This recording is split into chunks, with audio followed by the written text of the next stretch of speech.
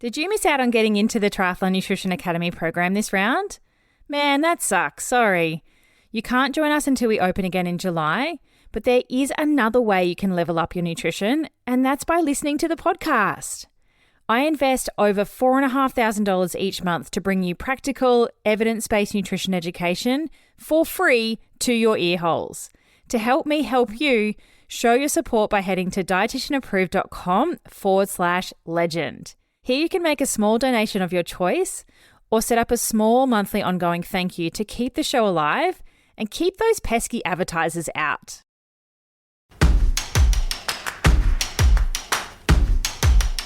Welcome to the Triathlon Nutrition Academy podcast, the secret weapon in your ears for triathletes who want to get fitter, faster, stronger, and healthier with evidence-based nutrition.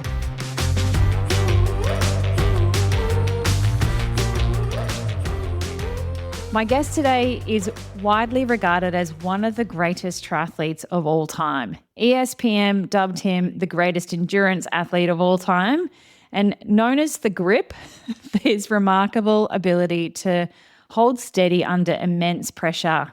He is a 6-time Ironman World Champion. He won the Nice International Triathlon 10 times and has won numerous other triathlon events throughout his long and prosperous career. He was undefeated in a 21 race streak from 1988 to 1990. His legendary victories at Ironman World Championships in Kona, particularly in the 1989 war against Dave Scott, have cemented his status as a sports icon. Can you guess who my guest is today? I had been weeing in my pants all morning waiting to interview Mark Allen, and it is one of the greatest conversations I've ever had, and I'm so excited for you to hear this episode. Mark agreed to talk to me on the TNA podcast all about motivation and mindset as a triathlete. It was such a great conversation that went for a long time that we have split the episode into 2 parts, and you're about to hear part 1 today. So let's get into it. Mark Allen, thank you so much for joining me on the TNA podcast. I'm so excited to talk to you today, and I really hope, fingers crossed, that it's the first of many, because I know that you have so much knowledge and expertise tapped in that would be so good to share. So thank you so much. Yeah, I don't know if I have a lot of stuff. I might have everything I got to say in this one episode, but if there's more, I'm more than happy to come back for sure. Yes, thank you. I'll hold you to that.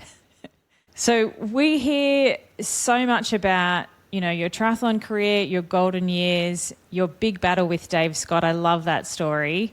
But how did you actually first get into triathlon, and what actually motivated you to pursue a career or the triathlon as a sport? Well, when I was 24 years old, I'd been out of college for 2 years, and I really didn't have a real career direction. I was searching. I had a degree in biology, and I thought, medical school, nutritionist. I couldn't find the right pulse. And one February, Saturday, 1982, I turned on Wide World of Sports, which was like the only sports program at the time here. And the announcer, Jim McKay, was talking about this thing called the Ironman, which I'd never heard of before. He talks about the distances and 2.4 mile swim, 112 mile bike ride, marathon. And I'm thinking, how many days does it take him to do that? That sounds nuts, And then, of course, I found out later that it's a one-day event. And at first I thought, these people are absolutely nuts. Why would you want to do that? But then, as the show progressed and I saw just that human side of something that challenging where people were going, I don't know if I can do this, but I'm going to try anyway. And, I saw these just seemingly ordinary looking people crossing that extraordinary finish line on Ali'i Drive in Hawaii. It just mesmerized me and captured my imagination. And about 2 weeks later, I thought, you know what? I need to go there and see if I can cross that finish line. And I had a background as being a competitive swimmer growing up. I did that for 12 years, but I was very mediocre as a swimmer. I don't have the wingspan, the shoulder flexibility, the knees that bend backwards. I don't have any of that stuff, right? So I was pretty mediocre at best as a swimmer. So I thought, all right, the Ironman is going to be in October. I've got about 8 months to train. I've never really run or biked other than going to school or running in playground, And so I thought, 8 months at a sport that I'm only doing for once, I'm going to be really bad at this. But I saw right away that I kind of had like a knack for running and cycling. Like my levers are put together to actually generate power on the bike and to be efficient running. And I had the swimming background, and probably even two things more was that I had this huge cardiovascular engine already built from the years of swimming. And as a swimmer, you really do develop that self-discipline to get up and do the workouts and come up with the games that make it interesting every day and come up with the little wins that keep you going from week to week. Because, when I very first started in triathlon that year, I wasn't expecting to do well. And so the motivation was purely just to see how good I could get in that amount of time. And, fast forward to Kona that year, I actually came out of the water in second place on the feet of the best guy at the time, Dave Scott. And halfway through the bike ride, I was still with him, the best guy in the sport at the time. And we had a 5-minute lead on the rest of the field. And shortly after that, my derailleur broke and I didn't finish the race. So, I didn't achieve that sort of outward dream that I'd put out there to my family and friends. I want to cross that finish line. But I had been with the best guy in the world for several hours of racing. And that's when the big dream was born. I thought, maybe if I take my time, develop my skills, my experience, my fitness, maybe I can be the champion of this incredible race. And so it's just interesting that something went from, this is nuts, why would anybody want to do it, to I want to do it, to just cross the finish line and then move on and then get serious about life, to thinking, maybe I have a talent for this. Maybe where swimming didn't love me so much, there's a lot of love here in this sport called triathlon, But it wasn't a big thought out plan. I was just, how you have those things in your life that feel like callings, like maybe they don't even make logical sense to you, but you're just attracted to it. And, there's something there for me. And I really felt like that first year in the sport. And then actually a month after Kona, that year, 1982, I was invited to be on a newly formed triathlon team in the San Diego area. And they paid me a salary. They were going to pay flights to races. I mean, all of a sudden, I didn't have to work, and I had the opportunity to actually just train and really see how good I could become. And shortly after that, Nike picked me up, and the rest is history, but it wasn't part of a big life plan that I had. I didn't put it down on a spreadsheet. I didn't write an affirmation. It was just something inside I could feel was calling me. And looking back, obviously, I'm glad I went with that calling. Yeah, very successful career as a result of one moment watching a TV show going, I want to do this is going to be awesome, to hang on a minute, I'm actually up there with the pointy end of the field, to I'm going to win this thing. Like, very rapid progression. And it is testament to your mindset probably, and just the way that you're built and the way that you work, which is why you were so successful in the end. I love it. I love it. It's not competitive at all, are you?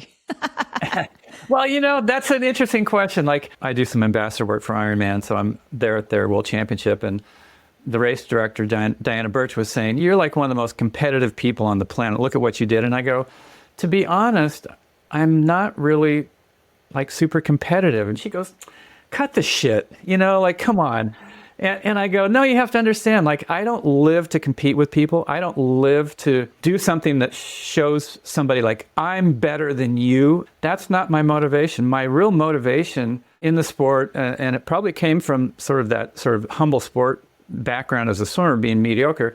It was really just, I love that feeling of seeing how good I can get. Like, when you make those little improvements in your training, all of a sudden you're swimming a little faster per 100, or cycling, you do a route a few minutes faster, or running on the track, you improve your 400 time, whatever it is. That's super satisfying for me. I said, however, when I'm in a race, I don't like to lose. Yeah. And so I didn't really like the racing part. It was kind of like the excuse to have these companies pay me money so that I could actually do the training part. I love the training part. But when I went to the races, even though I'm not naturally a competitive person, like I don't seek out competition with other people, I knew that my job, my responsibility, my obligation to myself and those who supported me was to go there and do the absolute best that I could. And I knew that some days that was going to be crossing the finish line in first place. And I knew that some days I was not going to win. Only one person wins every race. And so even when I was finishing second, third, fifth, whatever it was, I gave everything I had all the way till I got to the finish line, because I felt like in doing that, I put out that energy of giving your best. And you just never know how your best might match up against other people, and something might happen a kilometer from the finish line with everybody else. You just never know. And so when I crossed every finish line, even if it was not a victory, I knew that those supporting me, they knew that, yeah, I gave everything I had. And that was a good feeling. Triathlon is a very addictive sport like that, isn't it? There's always something little that you can improve, and you can work on something and get some little marginal gains. It just fuels the fire, and especially with 3 sports to get better at, there's always something to always level up. And I love that about that. I was very much addicted to triathlon myself when I trained many years ago now. I am highly competitive. I'm not I'm not going to shy away from the fact that I'm highly competitive, but you're kind of like a humble competitive, which is much nicer, I think. I would love to chat to you about your nutrition as you headed towards Kona. To go from not doing anything other than swimming to racing one of the biggest events in the world and the hardest events in the world. Did you have any nutrition plan or any help with that? And then, what was your race nutrition plan like back in 1982 when everyone had one type of gel and Coca-Cola and that was about it? The nutrition part was the most, I would say, underdeveloped and archaic piece of my racing. Even in my final Ironman in 1995, the technology and real understanding of how to create products that can actually get absorbed easily, they were just on the low end of finally starting to figure it out. And so like nowadays, the athletes can get 100, 150, even 200 calories an hour more in per hour than I was able to. They can absorb it because the products are so much more developed. In Kona especially, our times weren't limited by our fitness. Our times were limited by our ability to get in calories quick enough to sustain the fitness that we were capable of doing. So 1982, my first Ironman, obviously, I'd never done the sport before. It was going to be the first time I'd run a marathon. First time I had ever moved my body for however many hours it was going to take. I didn't know how long it was going to take, but for sure, at least 8 or 9 hours, right? First of all, I looked at what the sport nutrition drink was going to be on the course, and it was this stuff called Gluconade. Like, does Gluconade sound good to you? Definitely. Sounds like diabetes. Yeah, I'm not going to drink Gluconade, all right? Maybe it was the best stuff on the planet, but I wasn't even going to come close to that stuff. And so I had heard what Dave Scott took, and he ate a lot of dried figs because it's highly concentrated, sugary, whatever, right? But of course, it's got like a lot of fiber and it takes forever to break down. I mean, stupid stuff, right? Yeah. I did my research and I figured out, I analyzed my calorie needs on the bike, and I realized I'm going to need 42 figs to get through the bike ride. That's a shitload of figs. I had 42 figs stuffed in my bike jersey, which was a wool jersey, by the way, because there wasn't really Lycra. So here I am in the tropics in a wool jersey with 42 figs stuffed in. I look like a chipmunk back here. I started eating figs, and I got to fig number 13, and I went to put it in my mouth, and I'm like, if I take this thing in, the other ones are going to come right back up. I was so sick to my stomach, and I'm like, okay, that was really dumb. So obviously, figs didn't work, and so just because you read something a pro is doing or saying they're doing, that does not mean it's going to work for you. Such a good point. Yeah, and so in the years that I won, I kind of settled on a rhythm of a drink that was kind of like Ensure, which has carbohydrate, fat, and protein in it. It was kind of like a milkshake.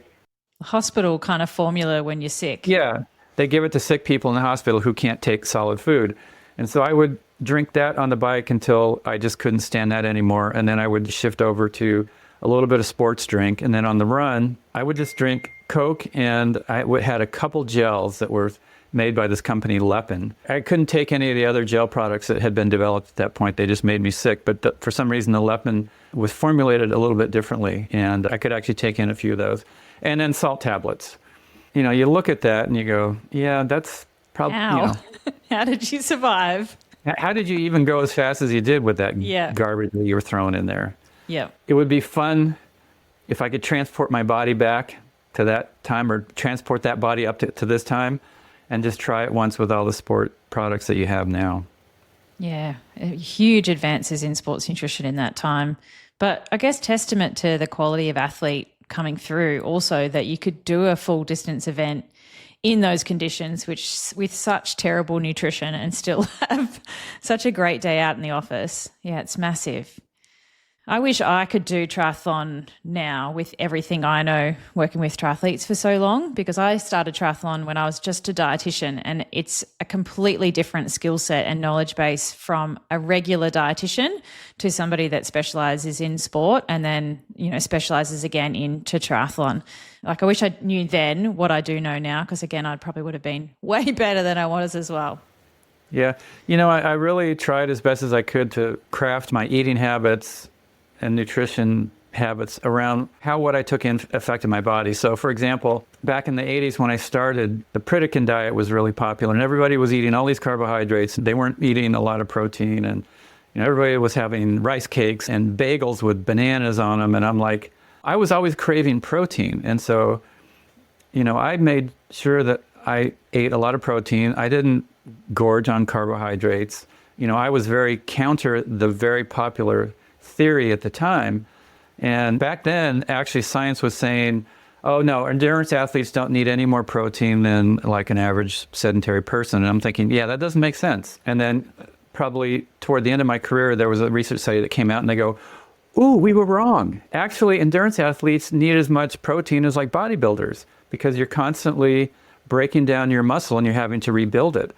And I was not fat phobic. Like a lot of people back then were deathly afraid of any kind of fat, like butter or oil, and I just, olive oil tasted good to me. Avocados tasted good to me. Almonds tasted good to me. All of the stuff that now is kind of standard, like people get in high quality protein, people get in good oils. They're conscious of the volume of carbohydrate and the source types of carbohydrate that they take in.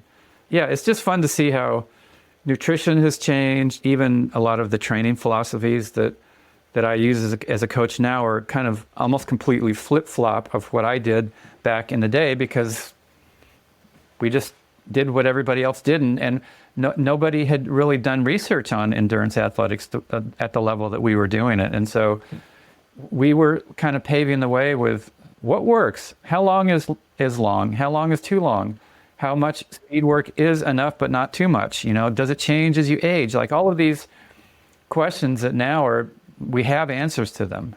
Thank goodness.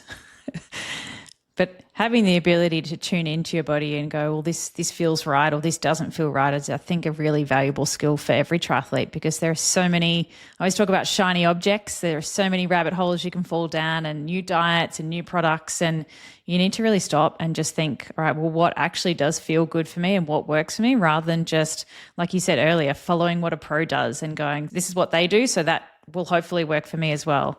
It's really like N equals 1, you are your own experiment, and figuring out what works for you. And you obviously did that too through your career, which is really valuable. And also, I mean, you mentioned this earlier, that there's so many things that you can utilize to get better, and that you can constantly be adding things and getting a little bit better, which I always tried to back up and go, okay, now first and foremost, am I covering the rock bottom basics? I have to swim, I have to bike, and I have to run. Am I doing that in a way that makes sense? Am I doing that in a way that's sustainable, not just for this week or this month or this year, but for 3, 4, 5, 6, whatever, turned out being 15 years as a career, without burning myself out?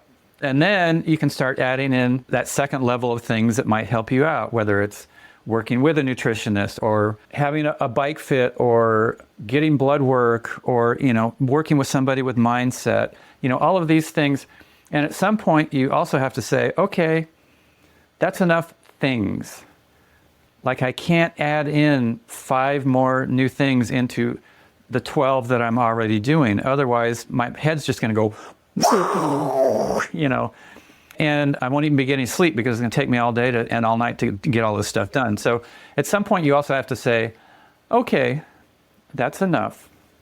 Let me just see what I can do with that. And then take all of the things that you feel are working and test them over time. What might work really well for a day or a week or a month does not necessarily mean that it will work well for 2 years or 3 years or 5 years.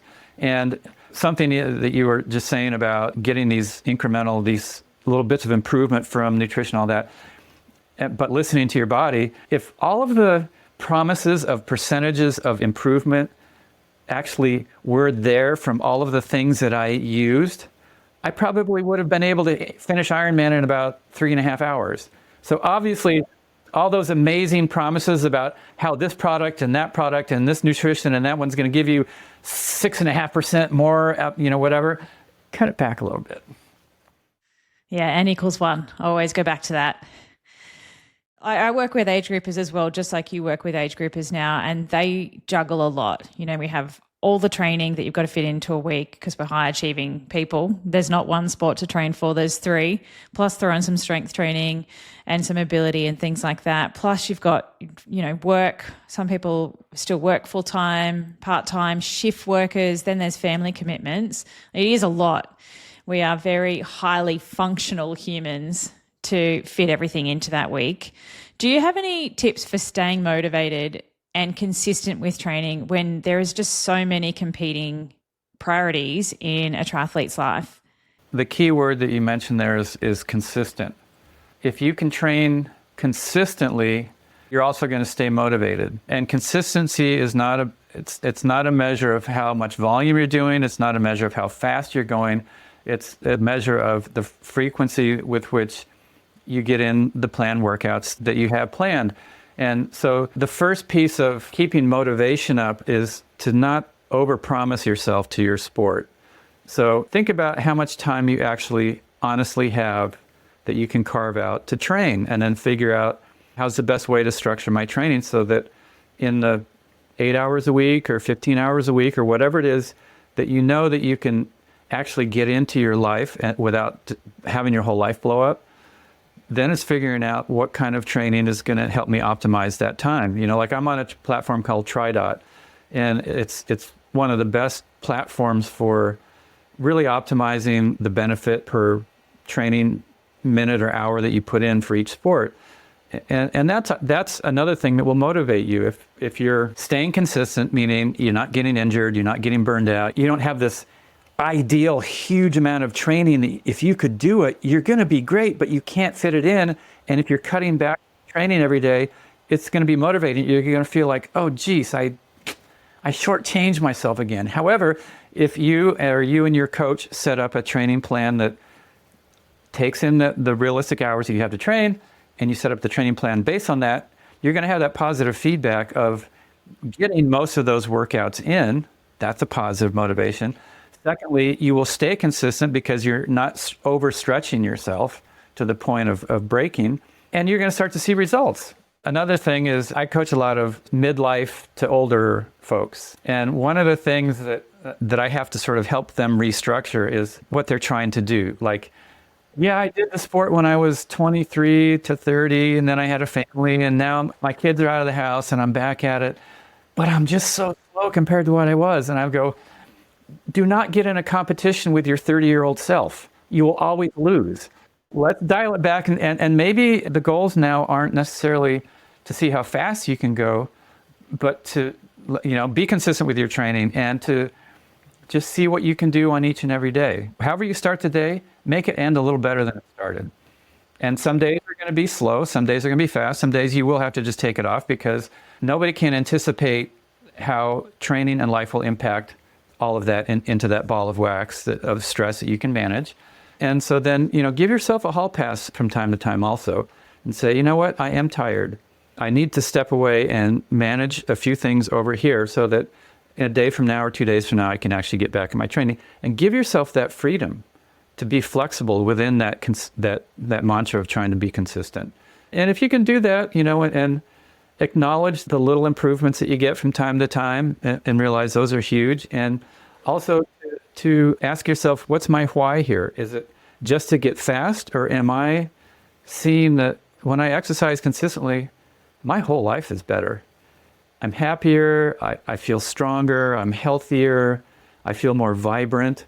And this was a question that a lot of triathletes, everybody had to ask during COVID when there was no racing. everybody thought, oh, the race is the reason that I'm training. The race is just the excuse to train. And when the races were taken away, people were like, why am I even training? I go, well, ask yourself, what do you get from training? And they're like, oh, wow. Yeah, it's stress relief. It's time away where I can just daydream about other stuff. And I love the community that I get to train with. And so you find all of these things that turn it more into a lifestyle and a journey that makes it so worth it. And that in itself, when you get to that point, and the racing, yeah, the races are the accountability piece a lot of people need. Like, without a race, you know, you're not quite scared enough to get out there and train on some of the days when you could, you know, but when you have a race coming up, you're like, ooh, okay, I'm going, you know. Yeah. When it's dark and it's cold and you're tired, the alarm goes off and you could so easily just hit snooze or turn it off altogether. I love the word lifestyle because triathlon is very much a lifestyle, isn't it? And success in the sport will come when it is part of your lifestyle, but then it is a battle, or you bite off more than you can chew a lot of the time, because we are kind of high achieving, high performing people. And I love the consistency, you know, trying to actually be consistent, because then you're available for training, and then that's how you actually progress forwards, rather than getting injured and taking weeks off, or getting sick and having another week off. It's that availability to train and the consistency piece that will lead to success long term. All right, we're going to have to leave it there, Mark. Thank you so much. We have covered some incredible insights into motivation, mindset, and what it takes to be consistent as a triathlete in training. But we are far from finished yet. There is so much else I want to talk to you about. So in part 2, we're going to dive even deeper into some mental training techniques and try and get Mark's advice on overcoming self-doubt and staying motivated through every season, every training session and racing. So make sure you subscribe to the podcast, and I'll see you back next week.